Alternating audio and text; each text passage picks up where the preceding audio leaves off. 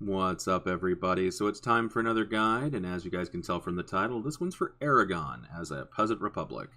Now, before I get into the guide proper, I do want to point out that Aragon is pretty much capable of playing at the start without having to restart for any real reason.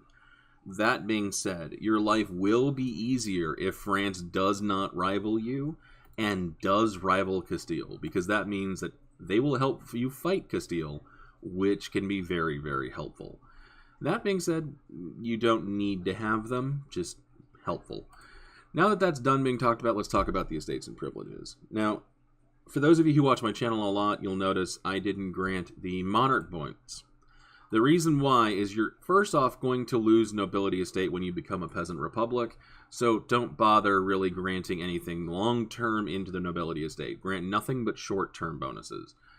Otherwise, when it comes to the burghers and the clergy, if I grant these points, I'm going to lose significant crown land, which is going to make it so I have autonomy being lost. I already have very high autonomy up here in Catalonia, and one of my missions actually requires me to have low autonomy in those provinces. So to not delay myself up here, I'm not going to grant them. But once you lose the nobility estate, you become at like 70% crown land, and you can grant them at that time, and it's not really going to slow you down. So you can grant them now if you want, but I choose to not have the autonomy. Now, everything else is the same except for the nobility estate. As you can see here, I granted certain privileges, specifically any of the ones that gave me a decision here, because that will last past the end of the nobility estate and the monopoly. Because the monopoly will drop off, and I'll get my production back the moment I become a peasant republic.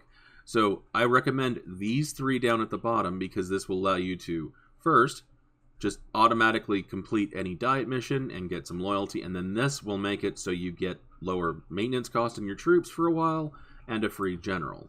So as you can see here, I took the diet mission to have 30 prestige. I don't even have to do that. I just have to click that button, and now I'm done. The diet mission is done. I don't have to worry about it. Once I unpause and it goes by a day, you'll see that it just auto-completes, and I get 50 extra admin points for whatever I want. Now that that's done, let's talk about the military. Just merge your 2 units here, merge this navy, and you're going to hire 1 cavalry just to complete that army over here, and then you're going to hire the free company over here. You're going to be moving them over here because, like always, you're going to be no-CBing Byzantium. If you do not want to no-CB Byzantium for whatever reason, don't feel like you have to, but you're going to be substantially weaker than you would otherwise. The other option you can do is simply mark Epirus as vital interest. Naples will throw a claim down on them, and you can attack Epirus and release Byzantium that way. With that being said, let's now turn to diplomacy. Hey, so I screwed up the recording, so forgive me for not showing you when I'm doing this, but day 1, you want to pick up an alliance with France as long as they're not rivaled with you. Day 2, you're going to pick up an alliance with Austria, and then day 3, if you can, you're going to pick up one with Venice. The reason why I say if you can is because sometimes they'll decide they really want Napoli's land, and they won't ally you. Or you'll ally Austria or France, and then they'll decide they don't want to ally you. If that's the case, there's really not a whole lot you can do about it, but it's fine. You can just pick up somebody like Milan, Savoy, Genoa, somebody along those lines, because especially Genoa, they will have a decent enough navy for your needs. But if you can't get them, that's perfectly fine. Now that that's done, we can now turn our attention to Navarra. Now, if you're going to stay as a monarchy, they will become a personal union if you vassalize them. So you kind of want Castile to vassalize them, because then you don't have a relation slot taken up for 50 years. But if you're flipping Peasant Republic, if you flip to Peasant Republic before his ruler dies, then he just stays as a vassal. So you want to pick him up as a vassal if at all possible. Now, I'm going to go ahead and wait for my guys to come back. Yes, I want a smooth succession. I would rather not have a succession at all. But I have him as an alliance, and yes, that will kick me up above this, and as you can see, I am losing a bit of money. Don't know exactly what happened, what I clicked to make myself lose money, but apparently I clicked something without paying attention. Now that that's done, I'm going to simply make sure Navarra falls in line and becomes a vassal, And I'm going to start sending my troops over into the boot of Naples, because as soon as I can, I'm declaring on Byzantium. That's why it was all alliances, because they won't ally you mid-war, but they will marry and everything else. So I'm going to go ahead and declare on Byzantium with a no CB as soon as I possibly can. And between here, definitely take the claims. There's no reason not to take the permanent claims. So, and it looks like your ally is Herzegovina. Yeah, okay. That's definitely going to save you. And I'm going to use that extra 50 admin points to boost myself up to 1 stability. And I'm going to go ahead and fight this. I will see you guys in a little bit, because I just have to take some time to actually fight this. See you guys soon. Welcome back, everybody. So this war is over. And unfortunately, the Ottomans, they attacked everybody but Byzantium, but the Venetians did. So at this point, I would have to decide whether or not I want to fight the Venetians or keep them as an ally. In this case, I would really rather keep them as an ally if at all possible. So what I'm going to do instead is fully annex Byzantium and then simply re-release them. This should keep the Venetians on my side and make it so Byzantium is slightly more loyal because, well, I haven't attacked them because they forgot about that in a day. And I'll be able to go after Epirus here, and it looks like, yeah, it's just Serbia, and Serbia's not really in the best of places either. But I still have not had the Concordat event, and because I wasn't paying attention, Navarra's under Castile, which, that's fine, because I don't need this mission, because all this mission does is gives me permanent claims, and, well, manpower speed, recovery speed, and I already have nothing but permanent claims, so I don't need it. But with that being said, I'm going to go ahead and snipe Epirus once Serbia won't join, and then probably look at the Ottomans. So I'll see you guys in just a second. And welcome back, everybody. I just wanted to keep you updated, and I'm about to declare war on the Ottomans. I was going to call in Austria too, and then right before I declared, yeah, Burgundy called them in against England, so Austria has no interest. But we're going to go ahead and do this. I'm going to make Galibalou the target. And they're currently at war up here with Crimea, so they might be distracted. But let's go ahead and get this started and see how it goes. So I'll see you guys in a little bit. Well, this took a while. Either way, it's time to do this. And yes, it looks like they're going to spawn over in Minorca, which is going to be just oh so lovely. But oh look, I immediately get an election. So obviously, if you don't want to go with the Peasant Republic route, don't go with it. But I absolutely am. Now, obviously, I don't have troops over here to deal with it. Usually what will happen, since you're allied to France... Sorry, I had to sneeze. What happens when you ally France is that you'll have the 100 Years' War, and it should fire some point, hopefully, in the middle of all that, and then France will run down here and take care of it for you. Unfortunately, as you can see here, not happening because they gave up Maine, and it happened way too late. So I don't have that ability in order to simply have other people take care of all my rebels. Now, if I don't want to deal with it, though, I do have another option. Instead of dealing with these troops, I can just come in here and accept their demands. Yeah, it sucks. But as you can see here, it's 3 provinces getting some autonomy and losing 10% crown land. My crown land now, I don't care about. I have plenty of crown land. So, if it spawned in a way or at a time when I really don't want to fight it, I'll just accept it. Just because it's so much easier than having to deal with 60,000 rebels running around and I don't have anybody else to help me go fight them. So, depending on your situation, it might be worth accepting versus fighting them or having somebody else fight them. But I'll leave that up to you in your game. I am currently trying to get Galibalou, and then I'm going to breach into Anatolia because it looks like they're done with their other war for the most part, except they are in the midst of trying desperately to siege out Theodora, which is just glorious. So I'll see you guys soon. Welcome back, everybody. The Ottomans had a really bad time, and I'm going to be giving back all of the Byzantine cores, including one they got up here by event in the middle of the war, which is pretty nice to have, including Adern. I'm also going to take these 4 provinces, these 3 because it locks down this area so the Ottomans can't move troops in or out anymore, and here for the Strait crossing, as well as just a bunch of money to pay off any loans that I might have had to take in order to do this, dropping my maintenance back down, and then walking back. Now is time to turn back to Iberia. Let's actually select the troops. And the reason why is because in the middle of all that, Castile, unless you ally them, will almost certainly rival you. In this case, they didn't rival me, but they also really don't like me. So I'm going to be turning my attention to dealing with Castile, and part of that is going to be allying Morocco. You can choose to skip Morocco and pick up Granada, or just ignore everybody down here entirely and just use France, but it's always going to be easier the more people you have jumping on the bandwagon. In this game, I also have no strong duchies anymore. So if you are worried about having too little Diplo points, which you might eventually, you might want to start breaking some of these alliances. For example, Venice, probably not going to need them anymore.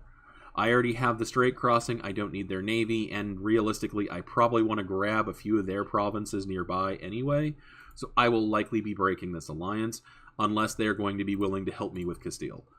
And it looks like they actually might, so I'll keep them around.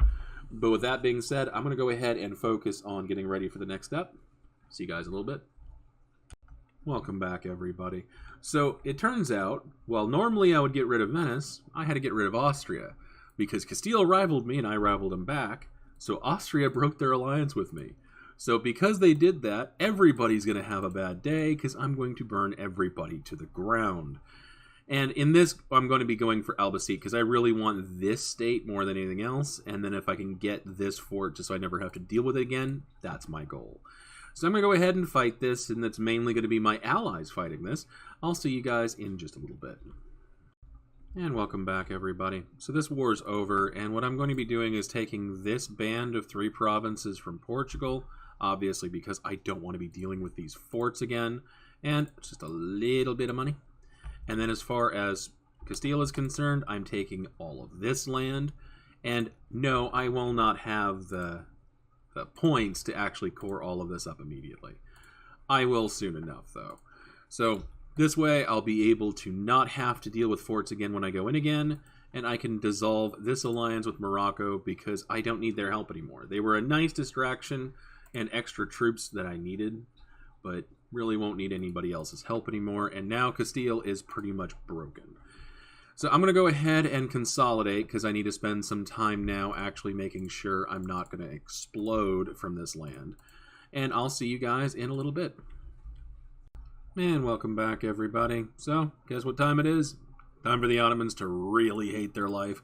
They're allied to Tunis, but I have Morocco willing to fight Tunis for me, so I really don't think I'm going to have to be doing a whole lot, but either way, let's go. So I'm going to go ahead and finish this up and hopefully push the Ottomans out of Europe and start eating into Anatolia. So I'll see you guys in a little bit. Hey everybody, time to give away another CD key, and this one's for Expeditions Rome. If you want a copy of this game, leave a comment down below that includes the words Rome somewhere in the comment. At the end of the week, I'll go through all the comments, and any comment that includes Rome, I'll randomly pick one of them and respond to it with the CD key. But make sure you turn on your notifications, because if somebody else sees it first and they put it into their Steam account, their game, not yours. So just be sure to keep an eye on it. With that being said, let's get back to the guide. And welcome back, everybody. So the Ottomans are done for. I'm taking them out of Europe. I'm taking another Strait Crossing, and I'm taking as much money as I can. And since all of my allies left, I get all the money. Now, here's the thing. I do want to point this out. Byzantium, I don't know why, but in the current patch, they always delete their forts. I mean, every single one of them. It doesn't matter if they have money or not. In my experience, they delete them more often than not. So don't anticipate these forts here actually staying around. They're almost always going to destroy them. So just keep that in mind. Otherwise, things are just still progressing. I have mercenaries here that I need to slowly move back into my land. I made sure they got black flags so I didn't have to move them by ship, but it's time to go back after Castile, and right now, France was ready to go, and then the Burgundian inheritance happened and Marie popped out. So France is the middle of doing that at the moment. So I'm going to go ahead and wait a minute, because it looks like, no, I could just go ahead and do this. I'm going to wait for my troops to come back, and then I'll declare on Castile with Morocco. See you guys soon. And welcome back, everybody. So I just wanted to show you that I did end up finishing that war with Castile, and I ended up taking a giant chunk out of them, and I took a chunk out of Portugal, including their islands over here, just because I know I'll eventually forget them and have to do a naval invasion. But now these guys are pretty much isolated and going to be ripped apart, but Portugal, of course, picked up exploration, so I'm going to have to eventually come down here to finish them off. But I ended up losing the Venetian alliance because eventually they decided they really wanted to have Byzantium's land, so they broke the alliance, and then Hungary immediately declared on them. So we're going to declare on Hungary, because Poland really won't mind doing so. So I'm going to snipe them and take some chunks out of the Balkan territories down here. And I'm slowly starting to integrate Byzantium, though that's going to take absolutely forever. But that is what it's going to have to be, and I'm coring all this stuff up. So, just wanted to keep you guys updated as to what I'm doing. I will bring you guys back when it's time to talk some more. See you then. Welcome back, everybody. So, as you can see, Hungary lost a good chunk of land. I did release 2 new vassals, and I'll get them removed from the map as soon as I can. But, well, I have a slight problem, because France decided that I needed to be removed from the map. So, I went and I re-allied Austria, and, well, I've decided to call in a couple of favors, just because if they're going to keep doing that, yeah, time for the French to go down too.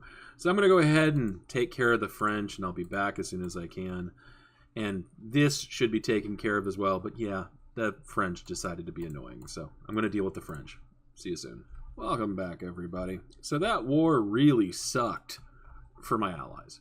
Poland lost a lot of manpower, and Austria was half sieged for half the war. But that just means that I get all the money, and that means I get 2,000 ducats, war reps. I'm taking these forts, so I don't have to siege them out. And I'm going all the way up here, specifically to get to a Burgundian province, so I can release Burgundy, so I can reconquer all this land here for a lot less. And that's what I'm going to be doing. As far as this stuff over here, I'll just core this stuff myself. But yeah, now I have the ability to release Burgundy. And I did break the alliance with Morocco, so I could actually have a slot back. And time to recover for a bit, core things up, and get ready for round 2 with him. Over here, I'm largely going to be leaving it alone for now, except for Hungary whenever I have a truce up with him, because there is land I can take over for Serbia. But I'm largely going to be leaving the Mamluks, the Ottomans alone, because I need to focus on crippling France, because, well, England isn't a problem in this game. So I want to make sure this guy's taken care of, because once France is out of the way, I have no real other threats in the Mediterranean, and the Mamluks really will start to collapse later on. So, I'll be right back. And welcome back, everybody. So it's been a very long time since you guys were last here, but I wanted to progress and then go back and cover everything instead of just bringing you back every 10 seconds to go, and now I'm going to. So what I ended up doing, once I got Byzantium integrated, I finished attacking the Ottomans, and then I released them because they were down to only a handful of provinces, and then reconquered their cores. I also did the same thing with Tunis down here, so I have 2 massive vassals over here that I will eventually have to integrate. I am working on getting rid of Burgundy, and then I also have over here both Gascony that I can reconquer stuff for, as well as Provence I can reconquer stuff for, allowing me to snipe out France and be able to keep expanding. And that's basically what you're going to be doing for Aragon until the Age of Absolutism. While you do have a more limited number of slots available because you don't have strong duchies, you're still able to expand by using other people's cores to keep your aggressive expansion down, avoid coalitions, and massively grow very, very quickly. There's only a few things I kind of quickly want to cover so that you guys have all the information available so you can make the best choices to get to this point and then move further. So let's go ahead and talk about them real quick. The first thing I want to talk about is in your government reform, specifically at Tier 5. You have 2 options here. You have Revive the Almogavars, and I know I'm mispronouncing that, and the Tercios. These 2 options you have available just because you're Aragon. There is no mission that you have to perform. You just have to get to Tier 5, and this gives you either 3 more options for Mercenaries or Tercios, which take 30% less shock damage, as you can see over here. And it's based off of the amount of force limit you have, so yes, every single infantry in this stack is Tercios, meaning This army stack has done a lot of damage to a lot of people since I started building them. Now, the reason why this is important is because, again, it's Tech 5. It's supposed to take you a while to get down here. However, when you flip Peasant Republic, you get a bunch of crown land back because the nobility don't exist anymore. And it's not split between everything else, it's just given to you. And it should spike you to around 70%. As you can see, you get a lot more reform progress growth. And if you put yourself into plutocratic early, that gives you a flat modifier of reform progress growth, which will absolutely help speed it up to get you to tier 5 as quickly as possible. Now, as you can see here, that's not what I did. I went with Mercenary first. So let's go ahead and just talk about the Mercenaries real quick, because this does give you extra Mercenary options, as well as infantry cost reduction, more manpower, which is still very nice. But these Mercenaries, there's 3 of them. They have a couple of little modifiers here, and this 5% discipline really doesn't matter that much. But as you can see, it's 29,000 infantry, and only infantry, but they're really cheap. 55 ducats for 29 infantry is really, really cheap. Meaning you have a reserve of manpower that no one else can touch. It's just yours. And as you also can see, despite having tercios, I have the Mercenaries available. You don't lose them. You can use your government reform progress and simply swap to the other one, build more tercios, and then swap back to the Mercenaries, or vice versa. Build the Mercenaries first and then swap to the tercios, and you don't lose the options. So be sure you take advantage of this and make sure you have plenty of Mercenaries running around, as well as tercios running around, and get your reform progress growth as fast as possible to get to this point, because tercios, especially before the Age of Reformation, are devastating to people. So that is the first main thing. The other thing I want to talk about is the idea sets, just to kind of point something out. You see, while you're not somebody like the Swiss who have so many mercenary benefits, it's really strong for them to go mercenary. You have mercenary maintenance, but you also have those almogavars. And if you roll those together, you can make it really broken for you to use mercenaries. Specifically, if you go mercenary ideas and plutocratic, these combined will give you 45% off of your mercenary maintenance. But if you add court ideas to that, there's another 33% off in there. Yeah. So you're only paying 22% of the mercenary cost that you would normally, and in addition, you have mercenary maintenance here, but you also have it here. And maintenance is based off of cost. So already you're reducing it to 22% of what it should be, and then you're dropping the maintenance cost by another 40%. Meaning, you're just going to be throwing out mercenary stacks constantly. There have been so many wars I've fought with France so far in this game where they've stack wiped an army that mine that were mercenaries, and I just built another one and threw it at them. Because it doesn't matter. And by the time they're done, the mercenaries are ready to be hired again to go fight in the next war. So mercenary Aragon is incredibly powerful. And if you pick up diplomatic ideas earlier than I did, I kept having problems with losing diplo points. You're going to be able to pick up an extra 2 diplomatic relation slots for your own little strong duchies here, allowing you to have multiple smaller vassals that are still taking up slots, but you won't mind it so much. So you're not going to fall behind as much in Diplotech, though influence still might be a better option for you, just because for me to integrate Ottomans, it's still 2,000 Diplo points. It's a lot. Then again, it is still in a way for me to get a massive amount of land very, very easily. But you can also pick up administrative ideas if you really want to go that way as well. So there's a lot of different options available to you. The last thing I need to talk about is actually pretty minor. It's simply something that I always think, oh yeah, I need to mention that in every single Republic guide I've ever made, and I always forget. First off, try and get to Venice as quickly as you can, because this monument will help save your Republican tradition a ton of aggravation. And then also, by having the papacy here, pick this one up. It's not legitimacy if you're a republic, it's Republican tradition. This will let you keep re-electing people and not have to worry about your Republican tradition tanking, allowing you to have a lot easier time playing as a republic because, yeah, it's kind of terrible. I had so many stability loss events, and as a republic, it costs way too much to stab up, especially when you're trying to pick up innovative ideas. But with that being said, you guys should be good to go. Aragon's actually one of those tags that once you really get it started down the hill, it's really hard for anybody to stop them. I mean, it's incredibly hard too. France is probably your biggest threat because it's still France. And France, for whatever reason, is picking up a lot of innovative quality, which makes their troops even more dangerous than they usually are for that extra infantry combat ability. That's why you want to have those tertios as soon as possible, because it doesn't matter how much increased shock damage they do, you're still taking only 70% of whatever damage they're dishing out, and that really, really stunts their capacity. But I hope you guys like this guide. If you do, like and subscribe. I will be making more guides and releasing them as soon as I can, but thank you all for watching. Have a wonderful day.